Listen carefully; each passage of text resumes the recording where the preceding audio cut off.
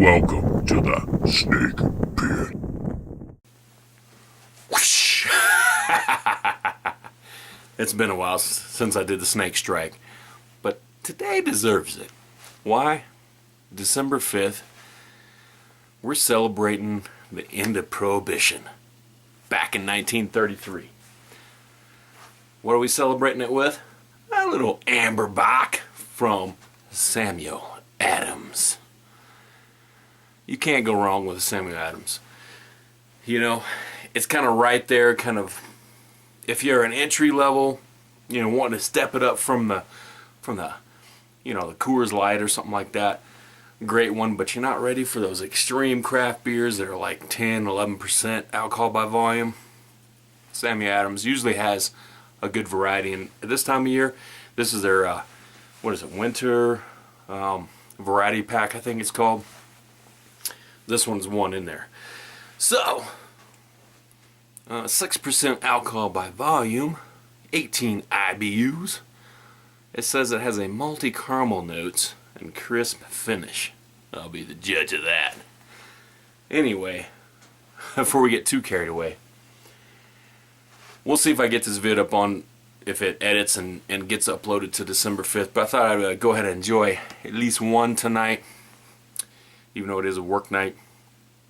So, I mean, Prohibition. What do you think about it? Put your comments Down below. Shoot. Let me crack this open before we talk about it. Kind of fun is talking about stuff without actually doing stuff, right? Here's this hat I got in Vegas a long time ago. Well, a few years back. It actually has a bottle opener on it, so I will attempt to open this. And yes, it does work, but usually you got to put a lot of pressure on it, on the cap, to get it to really work.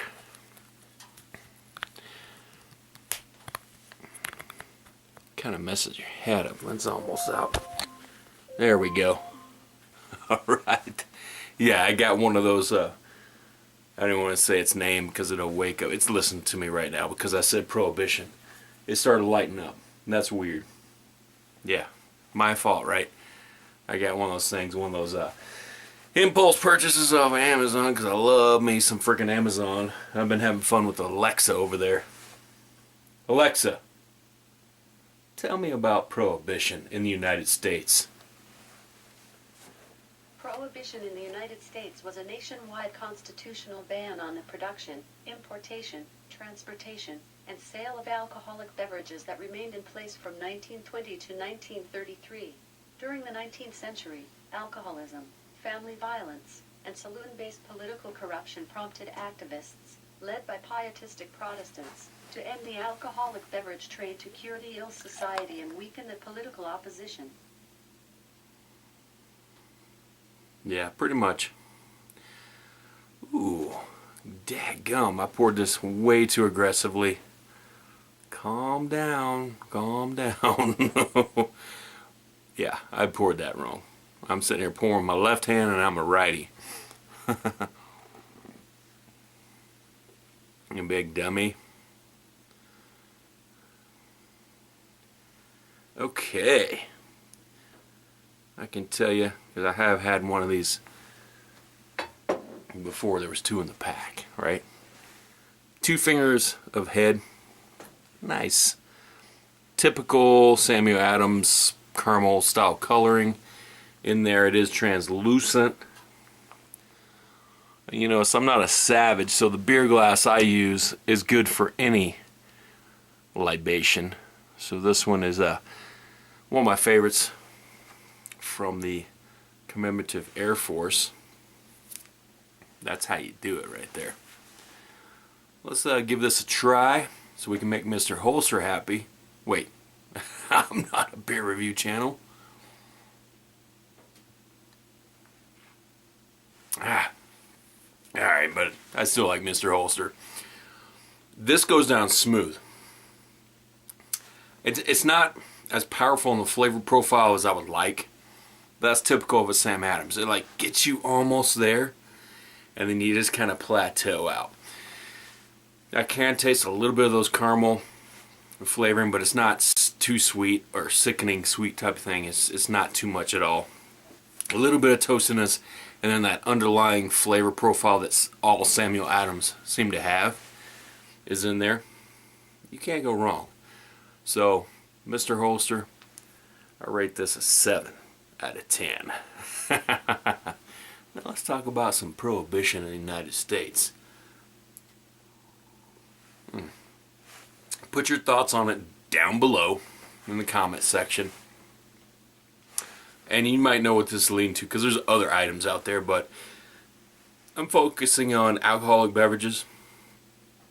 This is what's legal in the United States right now. Not to mention, this has been around with mankind probably since before, the written documentations, Flintstone days, stone tablets, because man learned how to ferment stuff early on. It was a way to, because your water, depending on what's in it, it's gonna get funky. So unless you're purifying it, cooking it off, it's a way to transport that and keep it good. So, and also have some type of nutrients in there. I know a lot of people like, this is empty calories right here. Beer is like liquid bread. The Roman army actually ran off of beer, believe it or not. That's right, they would send beer. They considered it liquid bread. They would send beer along with their army. So that had a couple advantages, right? But it can sustain. The trick is, with this type of stuff, moderation. Let me just get that right out there, because I do not condone drinking and driving. Especially in the modern age here, there's too many ways to get home. Uber, even in a small town. I live in the state that has this is the least populated state in the union, and we have Uber in my town. All right, so you got Uber, we have taxis, not to mention friends and family that are always willing to pick you up. Make some pre-arrangements, if you're going to be out and about, for that designated driver. Every freaking holiday party I've been to, I don't go to a lot nowadays, yeah. But the ones I do go to, there's always designated drivers and stuff like that. There's ways to get home safely. The life you save, if you're going to kill yourself because you drink and drive, dumbass, right? People are going to be sad probably. Because, you might be the breadwinner for your house, your kids, whatever. But, and my empathy always when I hear these stories is for that person that you wrecked into and you killed them, or you killed their family or something like that. So do not drink and drive, please. You can enjoy a libation, you can enjoy a beer, whatever, and do it safely. It's too easy not to. Okay, all good things in moderation. All right, let me get off the soapbox for a little bit here. Prohibition in the United States, 1920 to 1933. And like I said, December 5th is when it ended with the 21st Amendment, which repealed the 18th Amendment, I do believe. Which basically, the prohibition was you can't make alcohol, you can't distribute it, you can't sell it. Technically, you could still drink it legally, okay? But the crime was in purchasing it or making it and selling it, type of thing. So that made a lot of criminals out of some good common folk who just wanted, at the end of their hard work week, this is the 20s and early 30s, they just wanted a freaking beer. Come on. And yes, I was raised Southern Baptist, alright.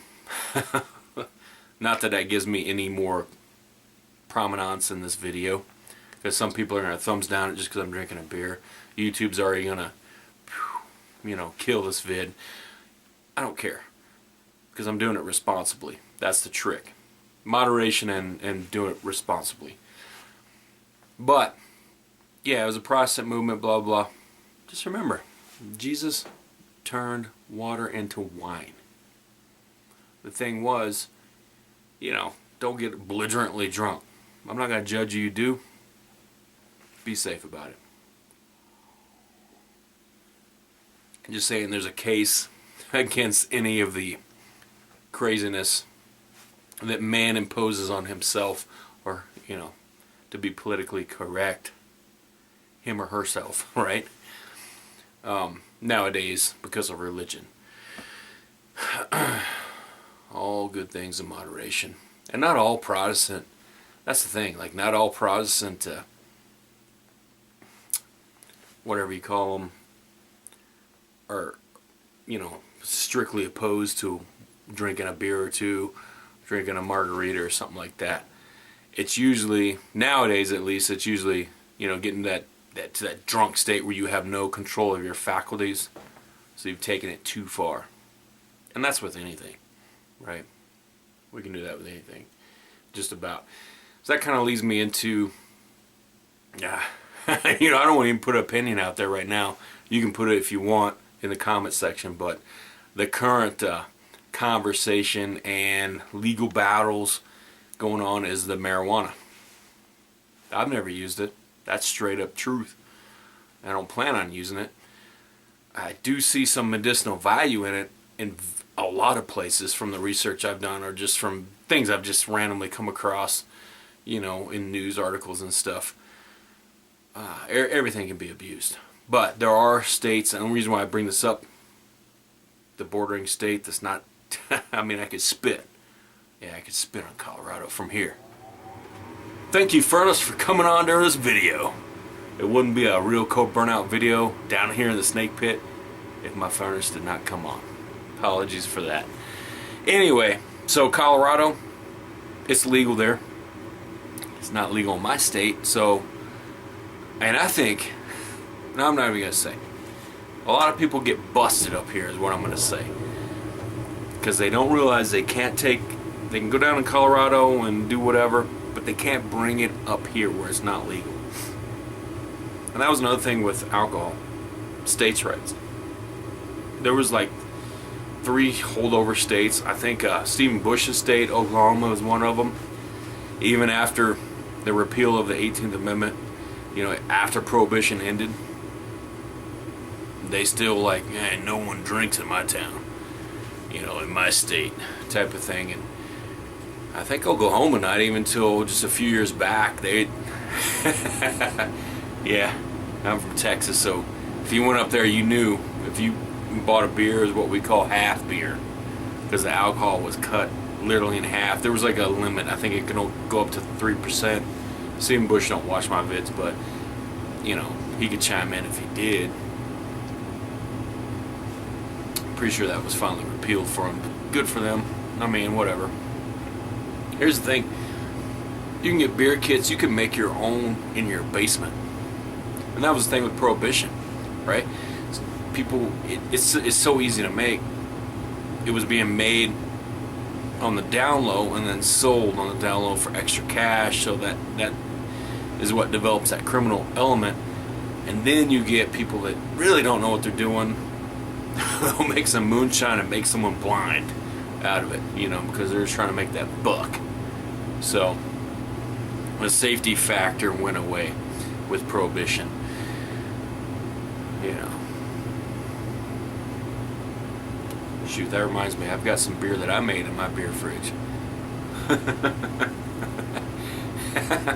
I haven't actually tried it myself. I should send one to Eric and see if he goes blind. Wouldn't that be an epic brew review? I just got this beer from the Real Cold Burnout. Wait, I can't see.